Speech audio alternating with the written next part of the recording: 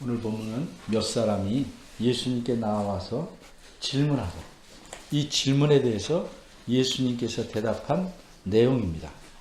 따라서 우리는 오늘 본문을 다음과 같이 세 가지로 생각해 보려고 합니다. 첫째, 이 질문의 배경. 둘째, 이 질문의 내용. 셋째, 이 질문의 대답. 이렇게 세 가지를 보겠습니다. 첫 번째입니다. 이렇게 질문한 배경. 예수님께서 사시던 유대 나라에는 우리가 이해하기 힘든 이상한 관습이 있었습니다. 그 관습을 영어로는 레비리트라고 말합니다. 이 일종의 결혼 관습입니다. 이 레비리트라는 말은 시동생을 뜻하는 라틴 말 레비르에서 나온 말입니다.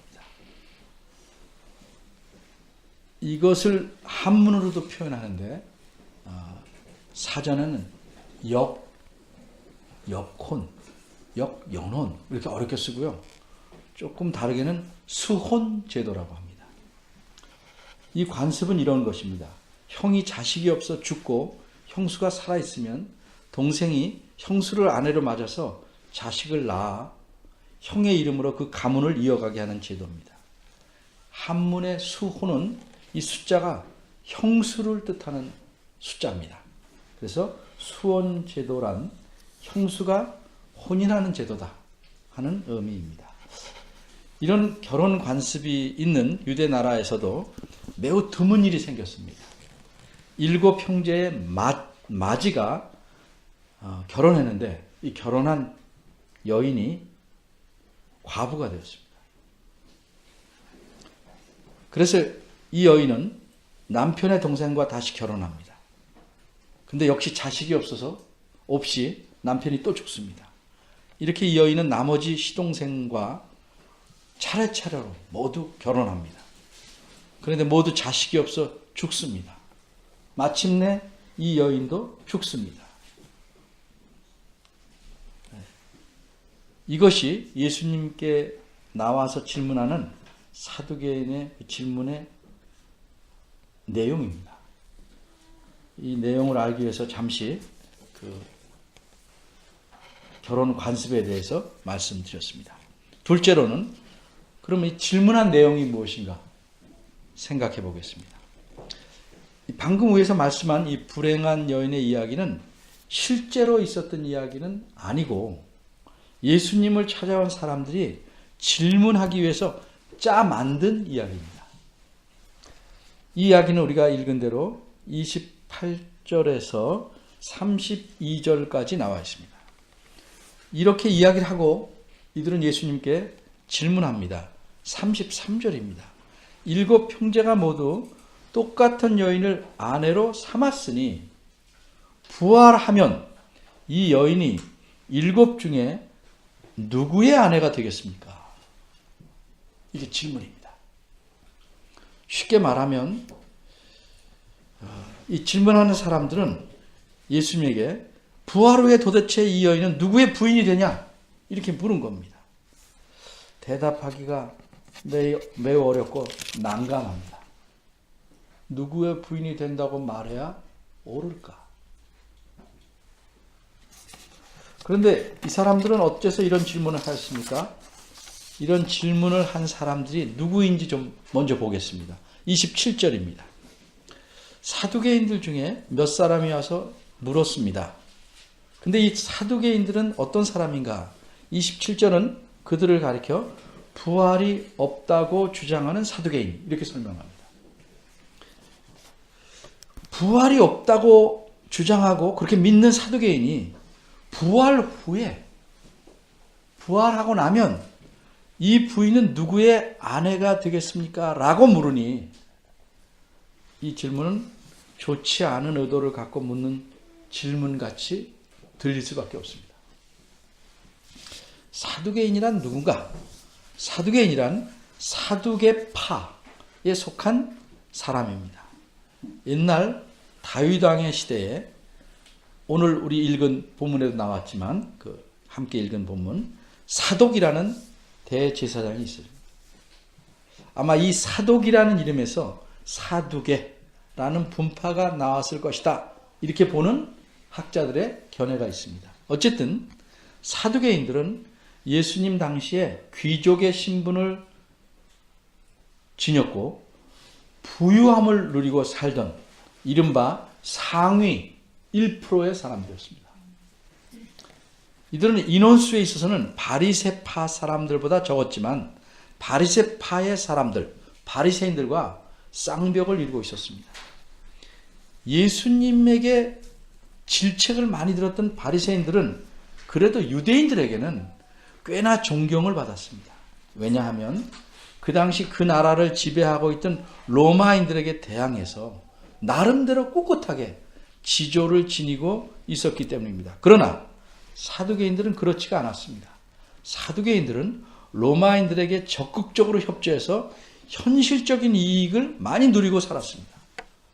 마치 일제시대의 친일파 같은 사람들이었습니다. 그런데도 일반 백성들은 로마의 힘 때문에 감히 사두개인들을 건드리진 못했습니다. 이 사두개인들은 이 구약 성경 중에서 모세오경, 창세기, 출애굽기, 레위기, 신명기 요것만 권위 있는 것으로 받아들이고 나머지 부분은 그다지 신뢰하지 않았습니다. 게다가 이들은 부활을 믿지 않았습니다. 천사의 존재도 믿지 않았습니다. 영혼할 때 그 영의 존재도 믿지 않았습니다. 바꿔 말하면 눈에 보이는 것만 믿고 눈에 보이지 않는 것은 전혀 믿지 않은 셈입니다. 또 바꿔 말하면 현세만 믿고 내세 따위는 믿지 않는 것입니다. 그러니까 이들에게는 자신이 살아가는 현세가 전부이므로 당연히 현세의 삶이, 이 세상의 삶이 가장 중요했습니다.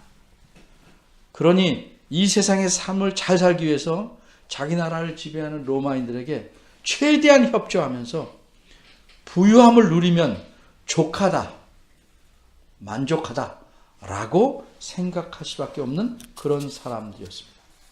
근데 이런 사람들이 예수님께 와서 자기들이 믿지도 않는 부활과 그 후에 있을 일을 가지고 질문합니다. 그러니 당연히 그 의도가 좋다고 말할 수는 없겠죠. 그들의 의도는 좀 풀어 말하자면 백성들이 지금 무리를 지어서 예수님을 따르는데 그 많은 사람들 앞에서 예수님을 당황케 해서 공개적으로 망신을 시켜보겠다는 겁니다. 그렇게 함으로써 부활이 없다고 믿는 자신들의 입장이 타당하다 하는 것을 입증하려는 겁니다. 그래서 이들은 신명기 구약성경 25장 5절에서 10절에서 말씀하고 있는 그 레비르, 아까 말한 수원제도 혹은 레비르트라는 그 관습에 근거해서 아주 교묘한 질문을 만들어서 예수님을 곤란케 하려고 질문하는 것입니다. 그럼 세 번째입니다. 예수님이 이 난처한 질문에 어떻게 대답하셨는가 살펴보겠습니다. 예수님의 대답은 이 오늘 본문의 후반부인 34절부터 38절까지입니다. 예수님의 대답은 크게 두 가지입니다. 첫째 대답은 34절, 35절, 36절입니다. 한마디로 이 세상에서 사는 삶과 저 세상에서 사는 삶은 전혀 다르다는 겁니다. 그러기에 이 세상에서 사는 삶을 그 기준과 판단으로 저 세상의 삶에 대해서 질문하는 것은 잘못됐다고 지적합니다. 그런데 이 사람들은 어떻게 이렇게 잘못된 질문을 할까? 같은 이야기가 기록되어 있는 마태복음에 보면 거기 예수님의 대답을 보면 그들이 그렇게 질문한 이유를 알 수 있습니다. 마태복음 22장 29절에 보면 예수님이 이렇게 말씀합니다. 너희가 성경도 하나님의 능력도 알지 못하는 고로 오해하였다. 이렇게 말씀합니다. 무슨 뜻입니까? 사두개인들은 성경에 대해 무식했다 하는 말입니다. 성경에 대해 무식하니까 성경 말씀을 오해했고 따라서 이런 식의 질문을 하게 됐다는 말입니다. 오늘 본문에서 예수님의 대답을 살펴보겠습니다. 먼저 오늘 본문 34절입니다. 이 세상의 자녀들은 장가도 가고 시집도 가되. 이 말씀에서 이 세상의 자녀들이라는 예수님을 안 믿는 사람, 예수님을 모르는 사람을 가리키는 것이 아니라 이 세상에서 살아가는 모든 사람을 가리키는 말입니다. 이 세상에서는 사람들이 장가가고 시집간다, 이런 뜻입니다. 결혼하여 자녀를 낳고 삶을 이어가는 것이 이 세상에서 사람들이 살아가는 일반적인 방식입니다. 이것이 하나님께서 세상을 지으실 때 남녀를 지으시고 생육하고 번성하라고 하신 말씀대로 사람들이 살아가는 방법입니다. 그런데 저 세상에서는 그렇지 않다고 말씀합니다. 35절입니다. 저 세상과 및 죽은 자 가운데서 부활함을 얻기에 합당히 여김을 입은 자들은 장가가고 시집가는 일이 없으며. 무슨 뜻입니까? 저 세상에 속한 자들, 여기서 말하는 이 사람들은 이 세상에서 살다가 죽은 모든 사람을 가리키는 것이 아니고 하나님께서 저 세상에 속한 자라고 합당하게 여기시는 자, 다시 말해서 전적으로 하나님의 은혜로 그렇게 판정받은 자들을 가리킵니다. 이런 사람들이 저 세상에 속하게 되고 부활함을 얻기에 합당한 자들입니다. 여기 우리말 성경에 뭐뭐하기에 합당하게 여김을 받는다 하는 표현은 하나님께서 합당하게 여겨주신다는 뜻입니다. 즉 하나님께서 이 세상에 살아가는 사람들 중에서 어떤 사람들을 가치 있다고 여겨주셔서 그들에게 이 세상의 삶과 같지 않은 다른 종류의 삶을 살게 하신다는 의미입니다. 그럼 저 세상에 속한 사람들은 어떤 삶을 살게 되는가? 36절입니다. 저희는 다시 죽을 수가 없다고 합니다. 저희는 다시 죽을 수가 없다. 죽고 싶은데도 죽을 수 없다. 그런 의미가 아닙니다. 이 말은 결코 죽지 않는다는 사실을 강조한 겁니다. 결코 죽지 않는다. 그 이유는 뭡니까? 부활했기 때문에 그렇습니다. 부활하면 사람은 다시 죽을 수가 없습니다. 물론 예수 믿지 않는 사람들, 바꿔 말해서 하나님께서 합당히 여기지 않은 사람들도 부활합니다. 근데 그 사람들은 부활해서 역시 영원히 사는데 지옥에서 삽니다. 그렇지만 하나님께서 합당히 여긴 하나님의 백성은 부활해서 하나님과 함께 영원히 삽니다. 그러기에 그들, 하나님과 함께 사는 사람들의 삶을 뭐라고 말했냐면 천사들과 같은 삶이다. 천사들과 같다. 이렇게 말씀한 겁니다. 우리가 천사들을 묘사한 그림에서 보는 것처럼 날개를 달고 귀여운 모습으로 여기저기 날아다니면서 나팔 불고 다니면서 이렇게 나팔. 그래서 천사가 같다는 것이 아니고 죽지 않고 하나님 앞에서 영원히 산다는 의미에서 천사가 같다는 것입니다.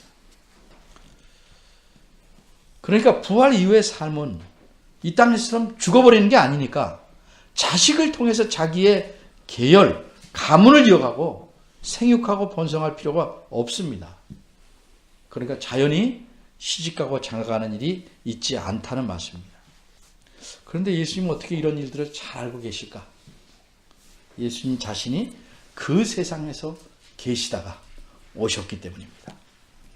이처럼 사두개인의 질문은 성경을 제대로 알지 못하고 성경에서 말씀한 그 부활 이후의 삶을 올바로 알지 못하면서 물은 질문이기 때문에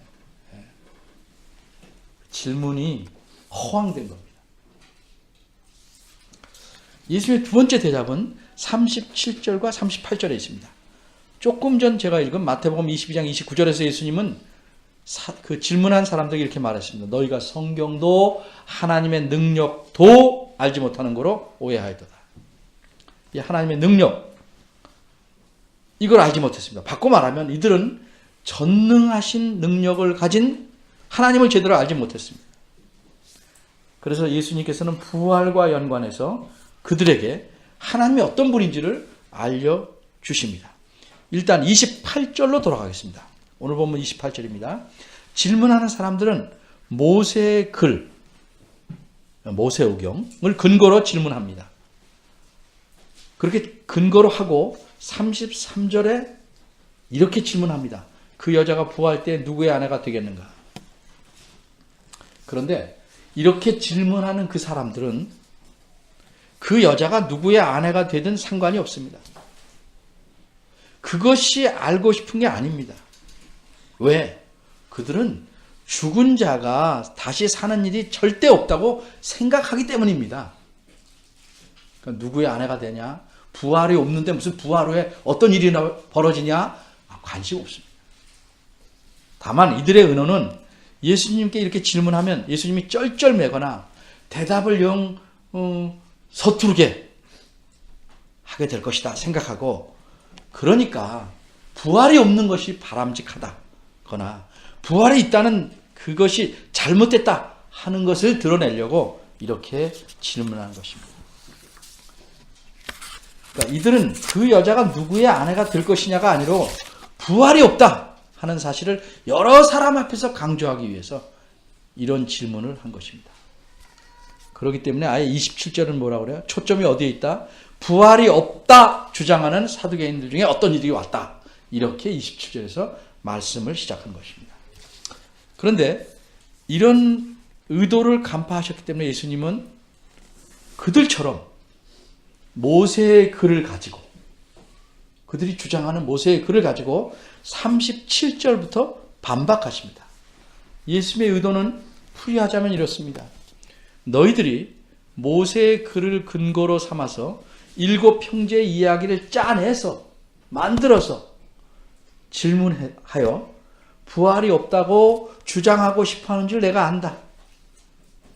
그러나 너희가 모세의 글을 제대로 읽어보면 매우 분명하게 부활이 있음을 알려준다. 너희들은 모세의 글을 읽으면서 그 의미를 제대로 알지 못하므로 하나님이 어떤 분이신지를 모를 수밖에 없다. 그러니 이제 내가 하는 말을 잘 들어봐라 하는 뜻으로 지금 설명하기 시작합니다. 일단 예수님께서도 사두개인들은 모세가 쓴 글만 권위 있게 여기니까 그 말씀을 가지고 예를 드십니다. 예수님이 이렇게 말씀합니다. 37절입니다. 가시나무 떨기에 관한 글에서 하나님께서 모세에게 이르시되, 이건 우리가 알고 있는 대로는 출애굽기 3장 6절 말씀을 인용한 것입니다. 그런데 어째서 예수님은 가시나무 떨기에 관한 글이라고 말씀했을까? 출애굽기 3장 6절 이렇게 말씀하시지 않고, 예수님 당시에는 오늘날 우리가 갖고 있는 성경에서처럼 구약 성경에 출애굽기 몇 장, 몇 절 이런 게 없었습니다. 창세기, 출애굽기 이런 이름도 없었습니다. 성경 전체에 무슨 장, 무슨 절 이런 걸 표시한 것은 지금으로부터 500년도 채 안 됩니다. 그러니까 예수님께서 말씀하실 때는 그런 장절이 없으니까 모세가 가시나무 떨기에 관한 글을 썼을 때 이렇게 말씀하거나, 아브라함이 하나님과 언약을 맺는 장면에서 이렇게 말씀을 해야 알아듣는 사람이 지금 어느 내용을 말씀하는지를 알 수 있게 된 겁니다. 모세는 자신이 겪은 일을 우리 성경대로 보면 출애굽기 3장에 기록해 놓았습니다.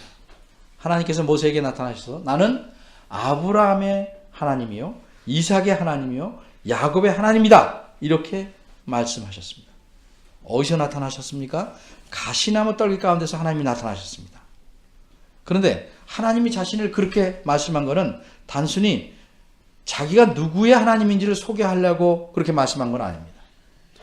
내가 아브라함과 이삭과 야곱과 영원한 언약을 맺어서 그들에게 약속한 대로 나는 그들의 하나님이다. 이렇게 말씀하시고 이어서 이렇게 명령합니다. 그러므로 내가 그들의 후손인 이스라엘 백성을 고통받는 데서 건져낼 테니 모세야 너는 가라. 그게 출애굽기 3장 내용입니다. 따라서 하나님께서 자신을 아브라함과 이삭과 야곱의 하나님을 하신 것은 단순히 자기 소개하는 게 아니고 그들과 맺은 영원한 언약의 근거에서 지금도 여전히 그들의 하나님이시다 하는 뜻입니다. 이 사실을 예수님이 여기서 알려주고 있는 겁니다. 지적하고 있는 것입니다. 조금 복잡한 것 같아서 예수님께서 말씀하신 내용을 다시 정리합니다. 이미 아브라함과 이삭과 야곱은 죽어서 가나안 땅에 묻혔습니다. 그러기에 그 후에 하나님께서 모세에게 나타나셔서 내가 옛날에 아브라함의 하나님이었고 이삭의 하나님이었고 야곱의 하나님이었기에 그들은 비록 죽어서 없어졌더라도 내가 그들에게 말한 약속을 잘 지키려고 그들의 후손을 건져내려는 것이다 하는 뜻으로 말씀한 게 아니라는 겁니다. 옛날에 하나님께서 아브라함과 이삭과 야곱하고 언약을 맺을 때 뭐라고 말씀하냐면 영원한 언약을 맺는다 말씀하셨어요. 그들이 한 100년 정도 이상 살고 죽을 거지만 그런데도 하나님은 그냥 의례상 영원한 언약을 맺겠다 이렇게 말합니다. 우리가 약속을 좀 오래 지키려면 영원히 지킨다. 영원히 못 살잖아요. 그런데도 영원히 지킨다 이렇게 말하죠. 그런 식으로 말한 것인가? 사람이 영원히 사는 거 어떻게 가능합니까? 근데 하나님의 능력으로 살 수 있습니다. 그러니까 하나님께서는 그들이 죽은 후에 그들을 다시 살리셔서 부활시키셔서 영원히 살도록 하셨기 때문에 여전히 그들의 하나님으로서 현재 하나님으로서 그들과 관계를 갖고 있다는 하나님이다 하는 뜻으로 말씀합니다. 다시 말해서 하나님께서 아브라함과 이삭과 야곱 이들과 언약을 맺어서 내가 너희의 하나님이 되겠다라고 창세기에서 말씀하실 때 평생 동안 혹은 이 땅에 너희들이 사는 동안만 너희 하나님 되겠다고 하시지 않은 것이고 영원히 너희 하나님 되겠다고 하셨는데 과장이 아닙니다. 이 말씀은 그들이 땅에서 죽은 후에 영원히 하나님이 되야 되니까 다시 살려내겠다 하는 말이 포함된 겁니다. 그렇지 않으면 영원히 하나님이 될 수 없어요. 다시 살려내서 여전히 하나님과의 관계를 유지시키겠다는 뜻을 담고 있는 겁니다. 물론 그들의 후손도 포함해서 말입니다. 그래서 하나님께서 누구누구에게 영원한 하나님이 되겠다는 말은 그들이 이 세상에 사는 동안만 말하는 것이 아니고 죽을지라도 다시 살려서 영원히 그들의 하나님으로서 관계를 지속하겠다는 의미입니다. 이런 의미라는 것을 지금 37절에서 가르쳐주는 겁니다. 이것이 구약성경에서 말하는 영원한 언약의 의미입니다. 그러니까 변화산에서 모세가 다시 나타날 수도 있었고 엘리야도 다시 나타날 수 있었던 겁니다. 노아도 지금 살아있고 구약의 모든 성도들이 하나님 앞에 살아있습니다. 어디서 그럽니까? 히브리서 12장 1절에 지금 하나님과 함께 무수한 믿음의 증인들이 있다 이렇게 말하죠. 다 살아있다 이 말이에요. 어떻게 그들이 살아있죠? 땅에서는 이미 죽었는데 살아있을 수 있는 것은 하나님의 능력으로 하나님께서 그들을 부활시켜서 하나님 앞에서 살도록 하셨기 때문입니다. 하나님은 그들이 이 땅에서 살 동안이나 이 땅을 떠나서 영원히 하나님 앞에서 살 수 있도록 하신 그런 하나님의 능력으로 하나님은 영원히 그들의 하나님이 되시는 겁니다. 그렇기 때문에 땅에 있을 때 그들과 뭐라고 말씀해요? 빈말이 아니고 너희와 영원한 언약을 맺는다 이렇게 말씀한 겁니다. 그리고 모세에게 뭐라고 말씀합니까? 나는 아브라함과 이삭과 야곱의 하나님이었다가 아니고 나는 아브라함의 하나님이요 이삭의 하나님이요 야곱의 하나님이라 이렇게 말씀합니다. 하나님 나라에 가면 하나님께서 죽은 그 자기 백성들을 살리지 못하고 너무 안타까워서 미라로 만들어서 계속 쌓아놨을 것 같아요? 아닙니다. 하나님 나라에 미라가 쌓여있는 게 아닙니다. 하나님께서 그들을 다시 살려내셔서 그들이 하나님과 더불어 살고 있는 것입니다. 하나님께서 죽은 자들을 다 옆에 데리고 끼고 계셔서 혼자만 살아계신 하나님이 아니고 죽은 자들을 다 부활시키셔서 그들과 함께 계십니다. 이것이 여기서 말한 38절에 하나님은 죽은 자들의 하나님이 아니고 산 자의 하나님이다라는 뜻입니다.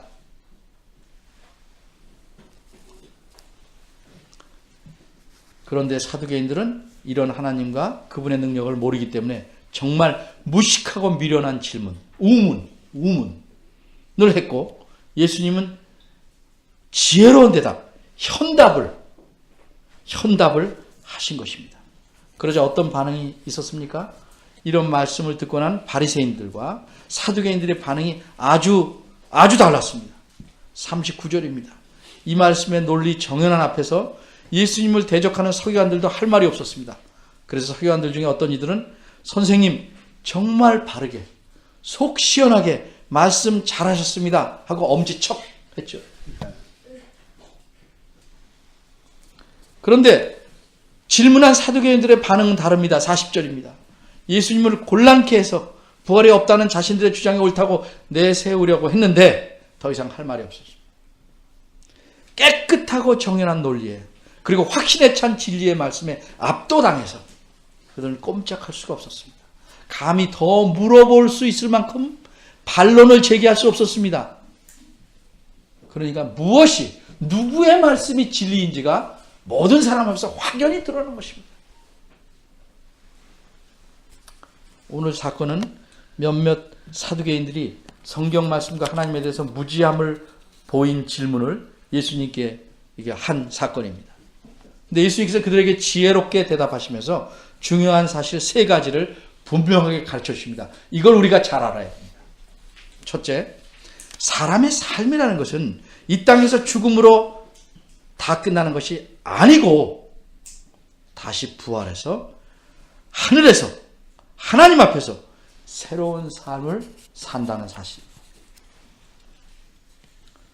특별히 하나님께서는 자기 백성들을 살리셔서 영원히 그들의 하나님으로서 함께 계신다 하는 사실입니다.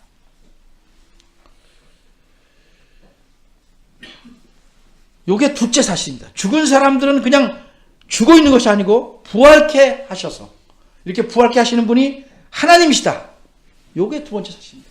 새로운 삶을 사는 게 첫 번째 사실, 두 번째는 이렇게 부활시키는 분이 저절로 부활되는 게 아니고 하나님이시다 하는 게 두 번째 사실입니다. 셋째로는 사람이 성경 말씀과 하나님을 바로 알지 못하면 어떤 사람이든지 사두개인처럼 생각하고 살아갈 수 있다는 겁니다. 사두개인처럼 미련하고 엉뚱한 질문을 하는 정도가 아니라 사두개인처럼 살아갑니다. 교회를 열심히 다니고 오랫동안 다닌다고 할지라도 성경 말씀을 모르고 하나님을 모르면 그 사람은 이 땅에 있는 것, 자기 눈에 보이는 것에만 목숨을 걸고 살아갈 수밖에 없습니다. 그 사람들에게는 뭐가 제일 중요합니까? 돈입니다. 이 땅에서의 성공입니다. 모든 거기에 짜맞춰서 살아갑니다.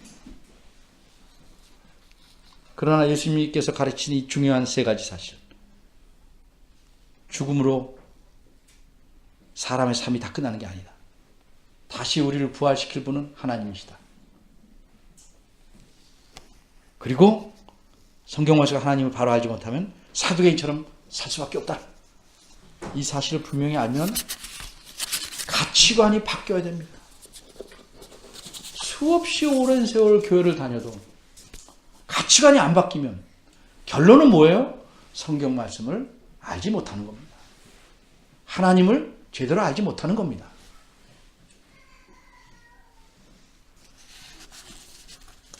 우리는 이 땅에서 무엇을 생각하면서 살아야 되고 그리고 어느 정도의 앞을 내다보고 살아야 되겠습니까? 우리가 보는 그 시야는 이 세상에 고정된 게 아닙니다. 이 세상에 멈추는 건 아닙니다.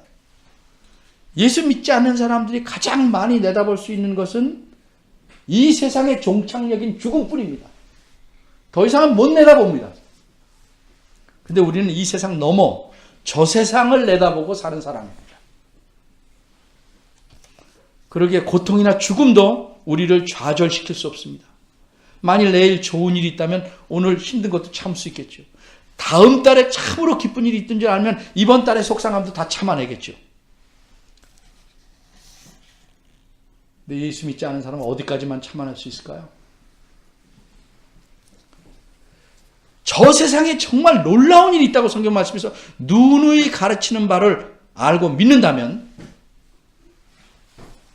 이 세상이 평생 우리를 힘들게 한다고 할지라도 그것을 견디고 인내할 수 있는 것입니다. 우리 앞에 있는 값지고 영원한 것을 생각하고 하늘의 보물을 쌓을 수 있는 것입니다. 여러분의 시야는, 여러분의 생각은 어디에 고정되어 있습니까? 교리적으로는 부활을 믿는다고 하면서도 실상은 부활로 영광스러워지는 세상을 생각하지 않고 산다면 그렇게 사는 결과가 뭡니까? 그래서 부부간에 아무 문제가 없고 내 가족이 행복하고 이 땅에서 재미있게 사는 것이 전부다. 이렇게 생각하고 산다면 그거는 이 땅에 속한 자가 취하는 자세입니다. 우리가 저 세상을 내다보고 산다면 어떻게 살겠습니까? 나 중심으로 살지 않게 됩니다. 그리고 이 세상에 속한 자들이 할 수 있는 일의 범위에 묶여서 살지 않습니다. 요거에서 여기서 결실을 얻는 손해보지 않는 일만 하려는 것 하지 않습니다. 이 세상에 속한 사람들이 할 수 있는 범위를 뛰어넘어 행동할 수 있는 것입니다. 그것이 진정한 의미에서 부활을 믿는 자의 살아가는 삶입니다. 형식적으로, 교리적으로 부활을 믿는다고 그 믿는 것에 그치지 말고 정말 부활을 믿는 자답게 그런 삶, 산 자의 하나님을 믿는 자의 삶이 어떻게 사는 것인가 우리가 고민하면서 살아야 할 것입니다. 기도하겠습니다. 하나님, 우리의 모든 삶을 주관하시는 하나님, 저희들의 삶이 수십 년을 사는데 길게 볼 수도 있고 짧게 느낄 수도 있습니다. 그런데 이렇게 수십 년 산다는 사실 때문에 우리가 이 세상에 우리의 안목을 빼앗기고 시야를 좁히고 살아가는 잘못을 범합니다. 오늘 본문에 나온 사두개인처럼 우리의 실제 생활에서 좁은 삶을 살지 않도록 도와주시옵소서. 하나님이 어떤 분이시고 성경 말씀이 무엇을 가르친지를 시간이 갈수록 분명히 알아서 저 세상에 속한 자답게 사는 저희들 되도록 이끌어 주옵소서. 저희 마음의 눈을 열게 하시고 신앙이 자라게 하셔서 이 세상의 삶이 고달프고 힘들지라도 이 세상이 전부인 양 안달복달하거나 너무너무 쩔쩔매거나 안절부절 못하는 이런 삶을 살지 않도록 저희 마음에 평강을 주시기를, 그리고 우리의 삶을 인도해 주시기를 간절히 바랍니다. 예수님의 이름으로 기도합니다.